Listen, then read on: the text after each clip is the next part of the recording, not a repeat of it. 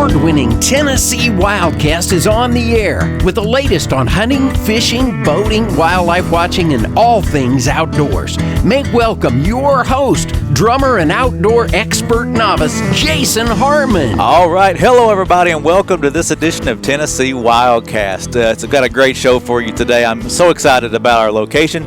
We're here with Mr. Howard Harlan, and he has an amazing collection of a lot of things, and we're going to talk about these things today and what he loves to collect and what he's gotten into and learn about him. So it's going to be a fun show.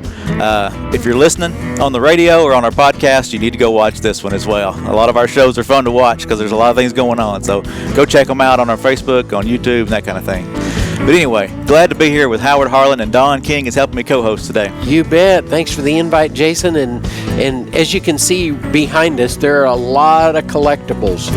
That is about maybe a 50th of what this room holds. I'm going to just say that right up front. Yes, it's amazing. I'm looking out at it's just an unbelievable collection of outdoor gear, just fishing equipment, boat motors. It's unbelievable. Yeah, calls, duck calls, patches, fishing lures, totem poles. I got a totem pole behind me.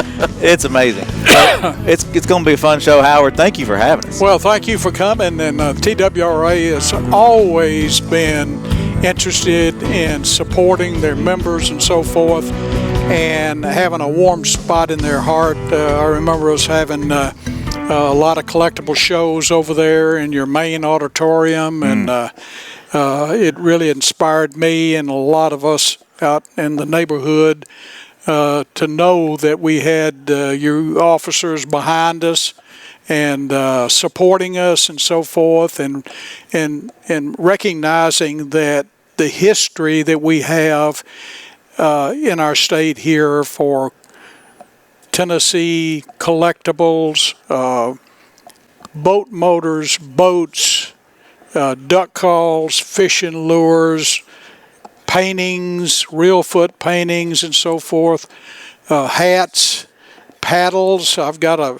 affinity for paddles. I don't know why, but I do. And so I guess I don't want to get caught upriver without a boater and end up having to use a paddle, but I'd be glad to do it. Well, and you even had some backup paddles there, some little mini ones just in case. I've got some miniatures for the mice to jump ship to.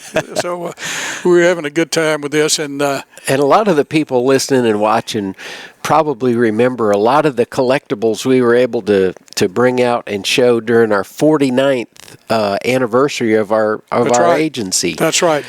Or the 50th anniversary. It was 49 to 99. That's right.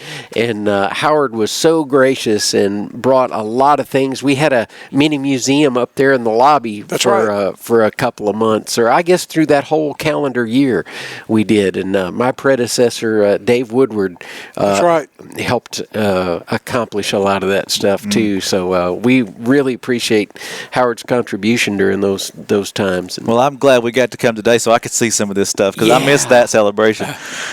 It's amazing. Duck calls is one of your big things. Well, I make duck calls. You make them and you call them, and they're award-winning and all kinds of fun stuff. Well, I've had a lot of success with them because I have put so much time and effort in it. I'm in the truck leasing business, and that's what I do for a living. I don't make it making duck calls, but anyway, the enjoyment part of it has been duck calls, and I have traveled all over the country. I've written several books on duck calls. I've written on turkey calls and whistles and that sort of thing. And so I just enjoyed my life in the truck leasing and the duck leasing business, And so I've stayed in it for a long time, and I'm still doing it. We've got this brand new upcoming hunt at Reelfoot coming up here in about a week or so, I think, the early season up there, and I'm looking forward to going up there on Reelfoot and going to Katie's Gourd, old Johnny Marshblind up there, and enjoying the early part of the season. All right. Yeah. Good deal. So you're still out there doing it. You're not just collecting the outdoor collectibles and things, but you're still out there hunting and fishing and enjoying it all. Yes. That's great. In fact, I caught a 9-pound brown that was due to you guys up there on the Caney Fork next to my farm here a couple of months ago, and they were going on bed, I think. So, they're still doing a great fish hatchery and so forth. They're doing really well. So maybe it'll be there for my great-great-grandson. And that's what we work towards. Our fisheries and wildlife guys are passionate about what they do. Yep. And provide more opportunity, and that's what it's all about. That's right. So we talk about that 50-year anniversary, and you get with the biologists and you get with the foresters and the land managers and stuff, and they don't look at what they're going to do next year necessarily. They're looking at decades, That's right. and planning ahead, and whether it be timber harvest or trying to get a good year crop of fish out there for the fishermen to catch. There's just not enough resource to satisfy everybody. Right. We try to do that. In fact, I gave mine and my partner's farm up on the Caney Fork to the Tennessee conservation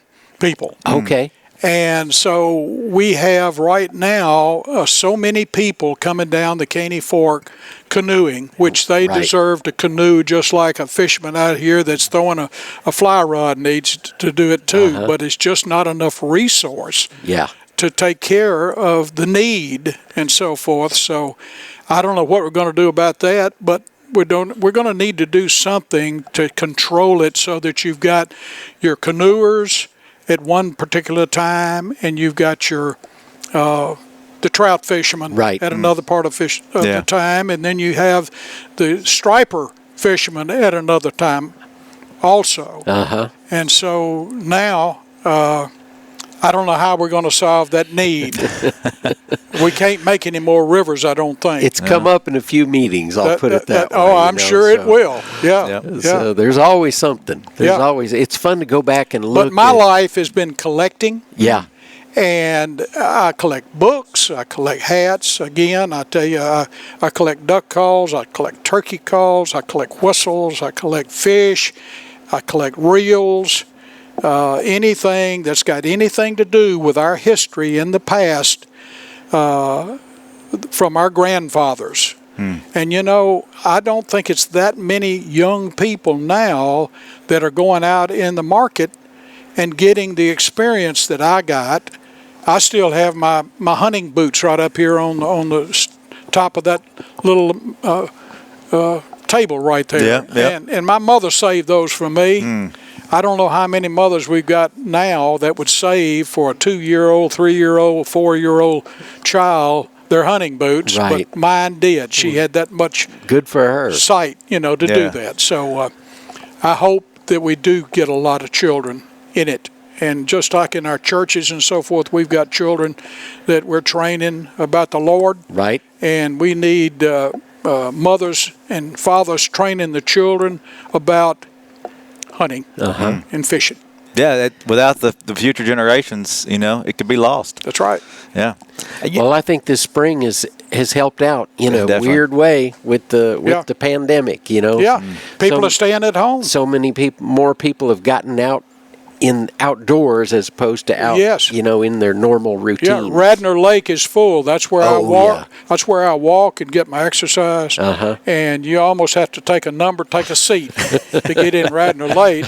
And then if you don't have your mask on over there, they will chase you off the property. I bet that's right.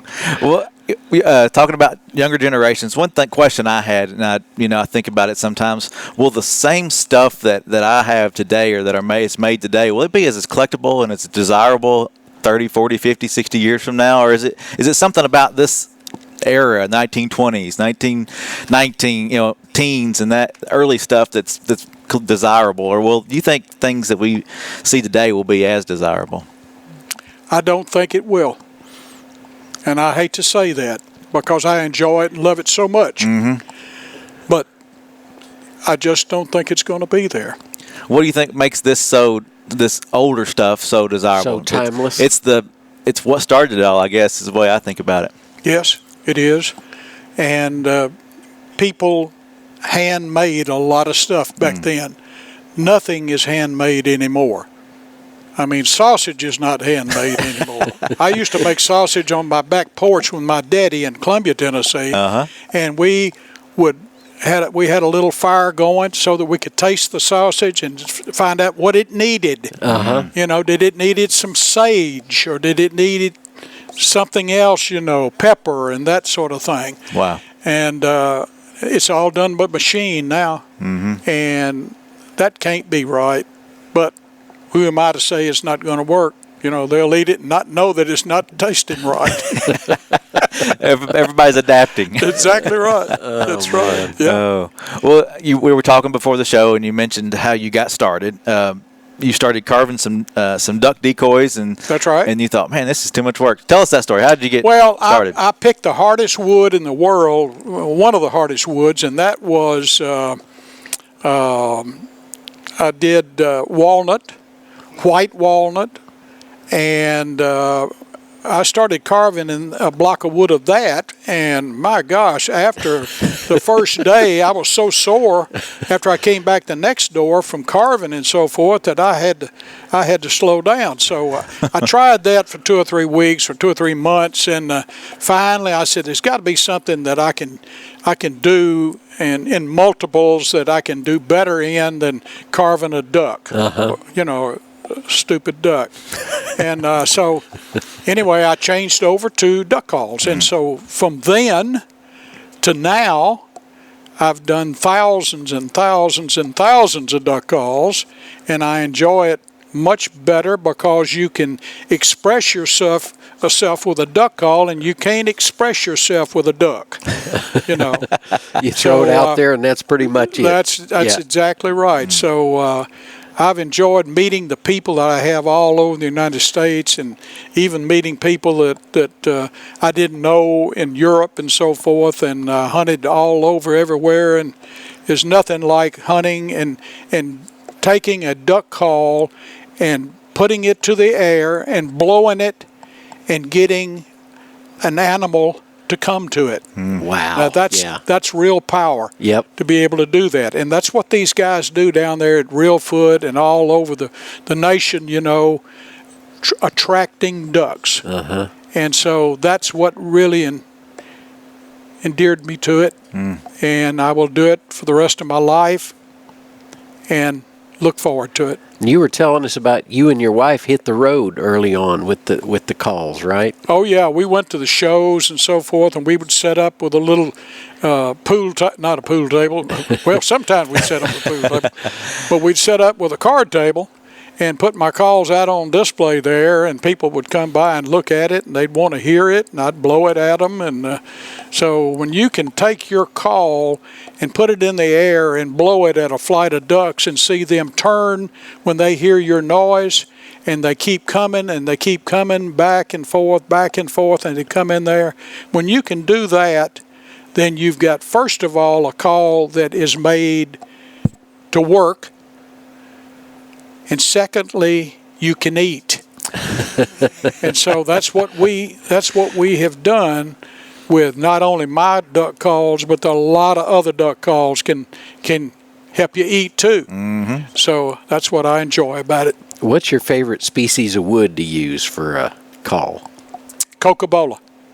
It's a rosewood. Okay. Yeah, from the coast of Mexico, also from some of the islands and some of the shores of South America. Okay. It's called sea grape. Okay. Some of it. It's a beautiful wood. It has a very wonderful smell, and it does not absorb moisture. To the extent that walnut and cherry and that sort of thing Right, that would be an important from American woods, yeah. And so they last long. And so that's what I make mine in, black rosewood, which is the ivory that you see on some of the woods that you have, and it's just Coca-Cola is an all-around wood that does the best job of all. Well, good. By far. Good. You talked earlier about winning championships with these calls and entering them in competitions. Tell us a little bit about that. How you Well, you'd go on, for example, I called in Stuttgart where the World Championship was. Okay. Several times, never won it. Okay. But I also tried, so I had a good time.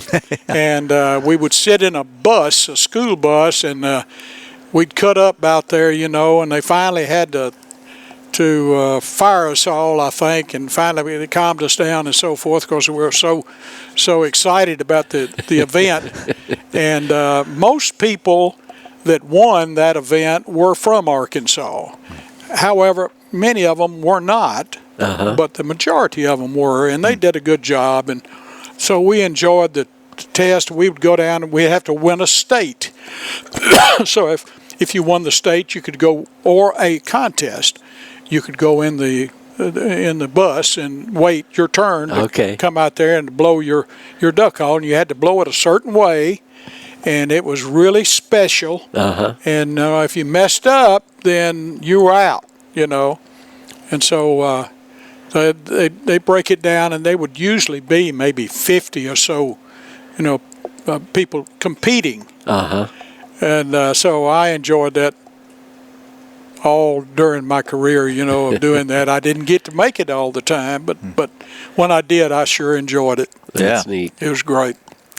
So I think about the generations that do enjoy this kind of thing. How would you encourage, or what would you encourage someone who wants to get into collecting, how to get started, or I've got a lot of young people that come over here, and they want a duck call. I just had a guy call me today just before you got here, and he lost his reed. Now, when you lose your reed, you're out of business completely. Yeah. And I said, well, what kind of reed was it? And he told me. So he's going to bring it over here, and I'm going to enjoy putting it back together. And I made the call for him maybe 30 years ago. Oh, wow.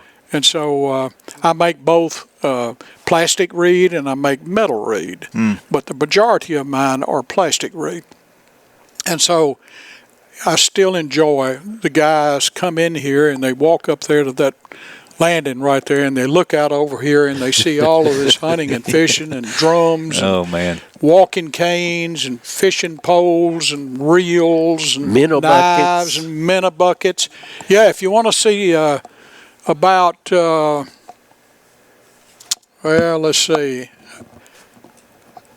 I've got more minnow buckets than you've ever seen in your life. I agree. So I totally agree with that. Come see my minnow buckets. If you have any old duck calls that you don't know what they are, come see me. I might be able to help you. Yeah. They might be worth thousands and thousands of dollars, or they may be worth $5. So you don't ever know until you see. I don't know all the answers, but I know a lot of them. So the way to get started is to come see Howard. Exactly. He get you started. He knows. That's right. I'll show you about motors, antique motors. I've got a couple pretty ones behind us here. Yeah, I've got a paddle. Well, I've got two Starcrafts here behind us as my newel post on my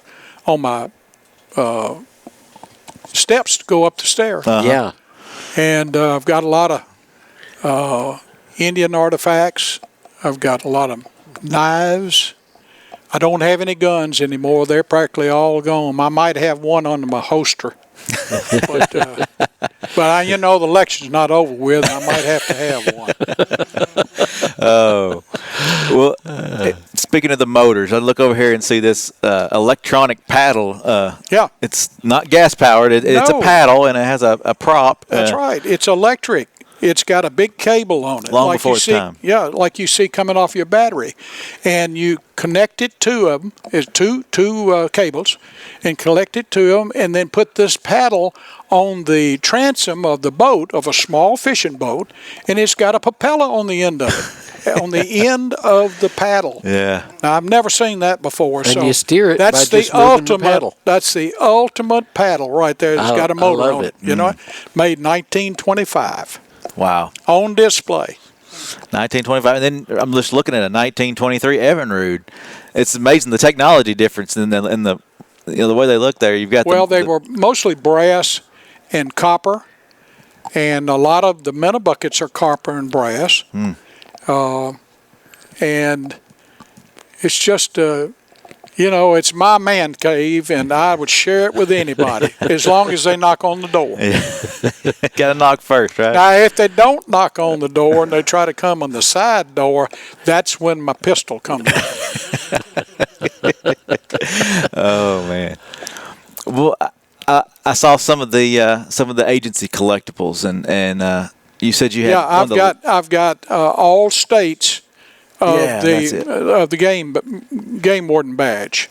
So all 50 states, you've got a badge from each. All 50 states, I've got one of each. Is it a certain year period or a period of time? Oh no, they go all the way from the turn of the century on up to the last one. Okay. Yeah. And so I'm still collecting them. They're great collectibles, and all the buttons that Tennessee TWRA produced over the years. Yeah, because that used to be your license was a button, right? Yeah, and there were different colors. And, TWRA created their own collectibles, so many of them. Yeah. And I know that some of your members, some of your employees collect, the stuff that they had that back then too. And see, now you've got the collectible hard card. That's right. Yeah, you can get those today. Every year, a couple of new ones get issued, and I collected the guns that they had. Different guns that they had. I don't have any more of them, but I've traded them off. Since I've had them. But there's a lot of history in Tennessee, and it's a lot of stuff that people need to watch and look at and realize. If they do come to see me, I'll be happy to show them whatever they could look for to start a collection of whatever. Yeah, so, you have just about whatever right here. Yeah, I bet you've mentored many a collector over the years, Howard. Well, I've enjoyed it. And I hope to live long to do it again. So you say you like to hunt and fish as well? That's not, I'm a deer hunter. Stranger to that. What's one of your favorite, most memorable trips out in the woods? Oh my gosh! Yeah, I put you on the spot. Well, I'll be honest with you. Your friend Ray Bell, who was head of the agency, I think. Former commissioner. Yeah. Former commissioner, who the building over there is named after. And I were hunting on a piece of private property, and the most memorial thing that I had happen was we got up to a wire fence. And so Ray, it was early in the morning, just daybreak, we were going goose hunting. And Ray climbed the fence and got up on top of it and got to balancing on it.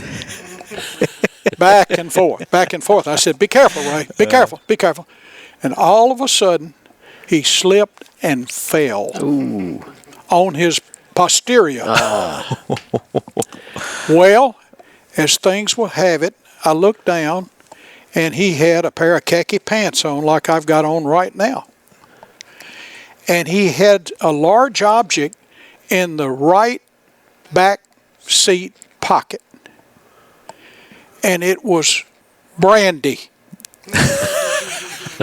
And it busted completely open. And did I hear whining, hollering, and this, that, and the other, and glass breakage and so forth. Oh, man. Well, I don't mean to be talking about my good friend who has departed, but he would have wanted me to.